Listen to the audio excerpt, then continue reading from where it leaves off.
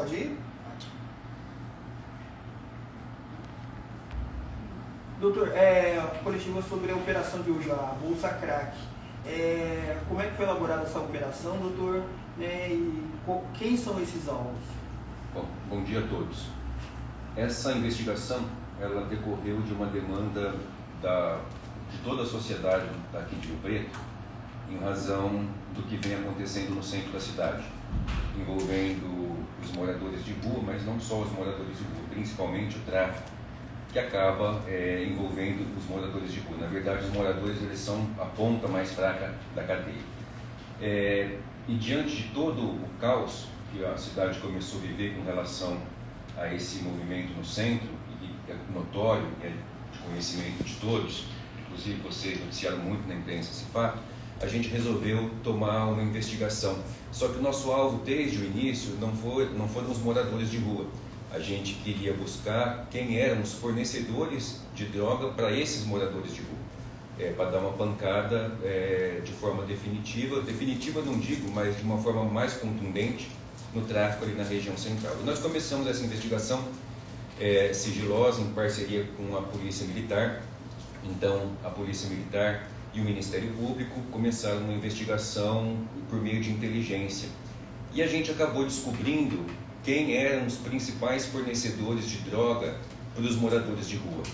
Então funcionava da seguinte maneira: eram 2 casais, basicamente, que recebiam essa droga e depois eles repassavam para terceiras pessoas, e essas terceiras pessoas, por sua vez, elas fracionavam e vendiam no varejo para os moradores. Então, esses 2 casais, eles abasteciam a região da área central, vamos dizer assim, no entorno do centro pop, com pedras de crack, e isso eles faziam diariamente. Então, a investigação ela foi no sentido de identificar essas pessoas.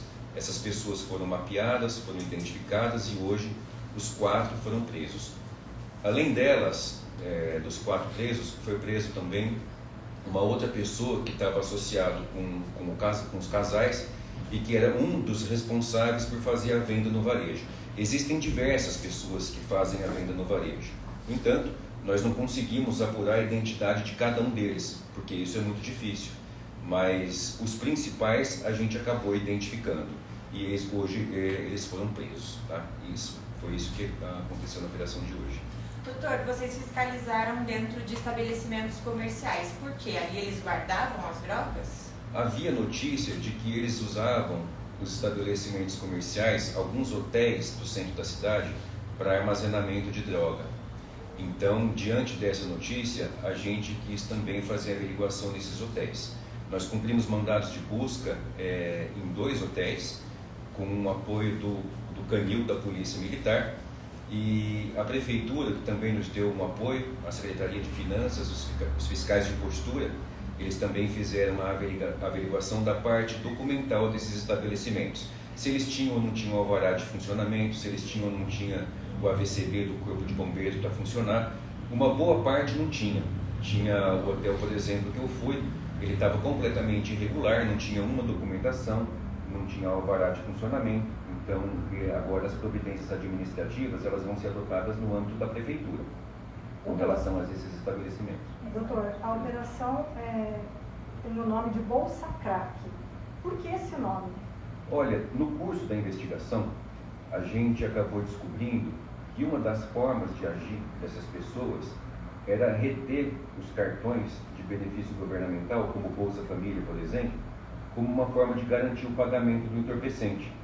Então, com isso, os traficantes conseguiam reduzir a praticamente zero o risco de inadimplência, vamos dizer assim. Era como se fosse um crédito consignado. A pessoa, o usuário de droga que é dependente, ele acaba consumindo quase que todo o benefício com a droga. Então, o que a pessoa faz? Ela retém o cartão do benefício. No dia do recebimento, o próprio traficante vai lá na boca do caixa sacar o dinheiro que já está todo comprometido com a venda da droga. Então, esse era uma das formas de agir desse bando. Por isso, a gente acabou chamando a operação de Bolsa Crack. Eles chegavam a receber até cesta básica. Então, a gente apurou que em 1 ou 2 casos, as pessoas elas foram na Secretaria de Assistência Social, elas pegam a cesta básica e ao invés de consumir os alimentos, elas trocam a cesta por meio de pedras de crack.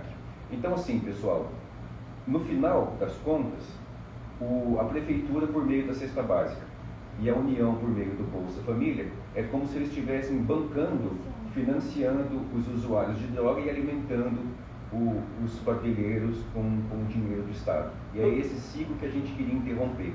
Tá? Doutor, com eles foram apreendidos quantos cartões de benefícios? Olha, a gente não chegou a contabilizar ainda porque a operação acabou de acontecer. Mas na casa de um dos alvos, por exemplo, foram encontrados diversos RGs, diversos cartões de benefícios. Na casa dos casais que foram presos, também foram encontrados diversos documentos. E isso vai ao encontro da nossa expectativa, que era justamente encontrar esses documentos para comprovar que uma das formas de agir dessa quadrilha era justamente reter esses cartões para fazer o pagamento da droga. Doutor, como é que esse crack chega a Rio Preto? Os casais, eles entregam os usuários, mas a droga é fornecida por alguém. Vocês chegaram nessa... Não, a gente não chegou. Esse é o próximo objetivo, é ver se a gente chega agora. A intenção é ir subindo nos degraus dessa cadeia. O nosso alvo não foi os moradores, não foram os moradores, porque eles são o ponto fraco, o elo fraco da cadeia, vamos dizer assim. Então a gente queria pegar o fornecedor da droga. A gente acabou pegando, vamos dizer assim, um intermediário. O grande fornecedor ainda está na nossa mira e ainda está sob investigação. Doutor, qual que é o perfil desses dois casais? A gente sabe que isso tem a ver com a investigação, mas assim, são pessoas que tinham uma moradia fixa, moravam ali perto dessa área central. Eles trabalhavam com alguma coisa além da questão do tráfico? Como é que é? Olha, o principal meio de vida deles era o tráfico mesmo. Eles forneciam diariamente a droga ali na região do Centro Pop. Por isso que a gente acha que a partir de agora, isso tende a dar uma diminuída. Então agora vai ser o momento de a prefeitura entrar forte com assistência social para tomar conta daqueles moradores de rua. Mas voltando na sua pergunta, eles não têm um trabalho fixo e eles têm passagens criminais pela polícia, a maioria deles. Então é gente que já vinha mesmo vivendo do tráfico, fazendo do tráfico principalmente de vida. E eles não são usuários, os casais eles não usam o crack? Isso eu não consigo te dizer. Muitas vezes é comum a pessoa usar e vender. Eu não consigo te dizer se eles são usuários ou não. Traficantes eu tenho certeza que são, porque foram inclusive presos. Foram cumpridos os mandados de busca e apreensão e prisão preventiva com relação a essas 4 pessoas. E além disso, eles tinham droga também para vender. Então eles foram presos em flagrante também no dia de hoje. Vocês apreenderam droga, dinheiro e celulares. Vocês sabem dizer a quantidade de droga e de dinheiro que foi apreendido? A gente ainda não finalizou. Tá. Não contabilizou quanto de droga, quanto de celulares, porque foram apreendidos celulares em diversos locais da cidade, mas foram cumpridos 9 mandados de busca e apreensão e 5 mandados de prisão preventiva, além dos estabelecimentos comerciais que foram vistoriados. Uma coisa importante também é que, além dos hotéis, foram vistoriados também, a gente chama de desmanche. E esses desmanches, eles funcionam na cadeia porque muitas vezes o usuário ele não tem dinheiro para bancar, então ele vai e faz o furto, o produto desse furto ele vende no desmanche e com o dinheiro ele consome a droga. Então é um ciclo vicioso. Então esses desmanches, nós fomos também em um deles. O município, por meio dos fiscais de postura, também analisou mais 3, de tal maneira que a regularidade formal desses estabelecimentos também foi analisada.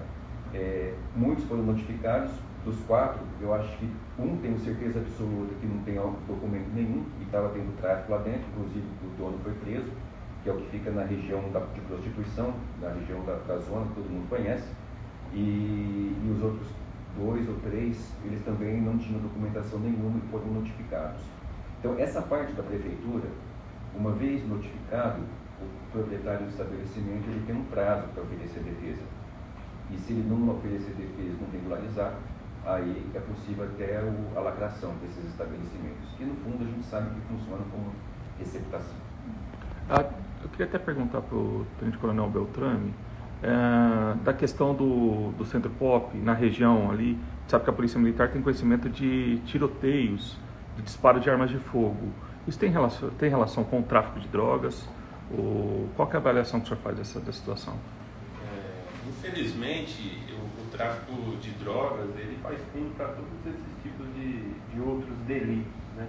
A nossa presença lá ela é constante, né? Inclusive um procurado pela justiça foi detido lá na data de hoje, né?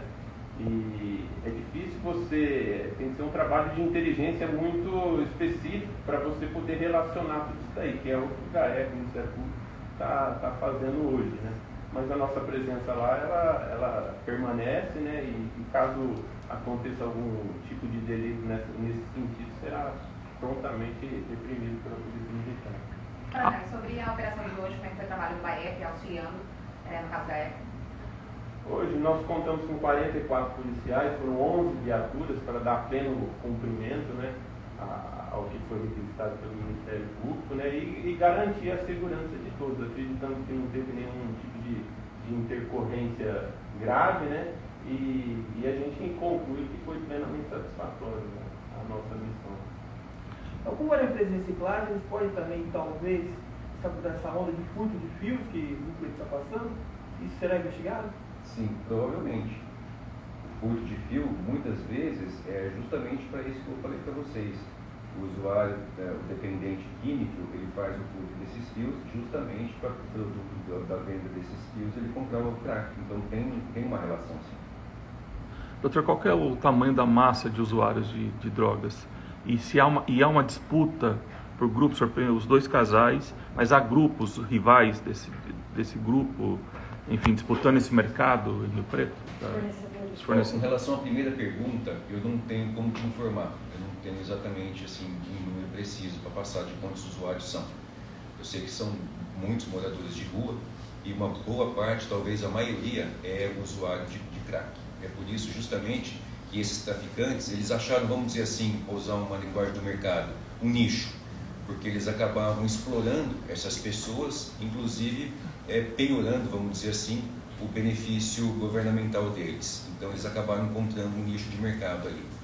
Agora, com relação à segunda pergunta, existe uma expectativa de que sim, mas durante a investigação de inteligência que foi feita, pelo que a gente conseguiu apurar até agora, os alvos principais são esses dois casais.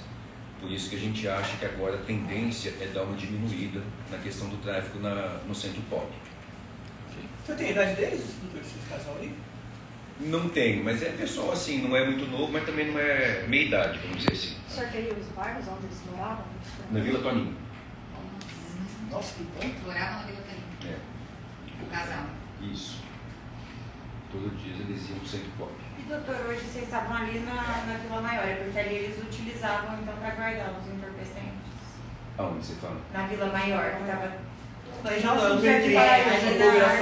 Não, ali é do desmanche. Ah, tá.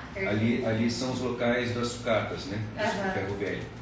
Por isso que a gente foi para lá depois. Além do serviço de inteligência, teve alguma participação, alguma colaboração dos comerciantes, das pessoas que transitam ali diariamente no calçadão de Rio Preto, para auxiliar o serviço? E se a população pode auxiliar de alguma forma o trabalho dos senhores?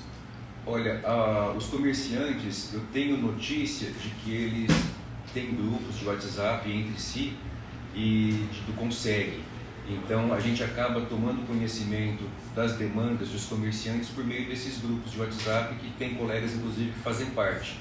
Então, eles não falaram diretamente, mas era uma reclamação constante que a gente recebia de forma indireta. Esse também foi um dos motivos que fez com que a gente assumisse essa investigação. Okay.